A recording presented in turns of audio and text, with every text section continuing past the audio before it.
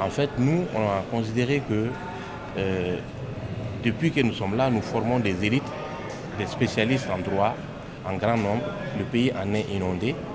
Mais à un moment donné, on s'est posé la question, surtout lors de l'apparition de la crise, s'est posé la question de savoir est-ce que c'est toujours pertinent de continuer à faire ce que nous avons toujours fait.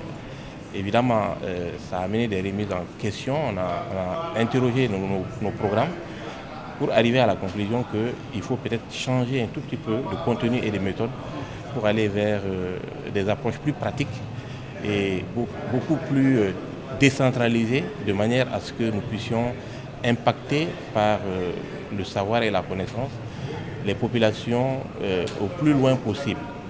Et donc, par conséquent, réduire les espaces d'ignorance et de méconnaissance du droit, des droits humains, du genre, de la sécurité et même de l'état de droit.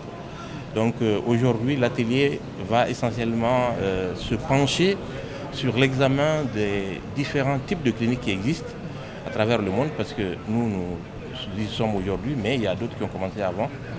Et nous sommes, comme il l'a dit, avec des experts qui, eux, sont rompus à ce domaine-là, qui vont interagir avec nos enseignants.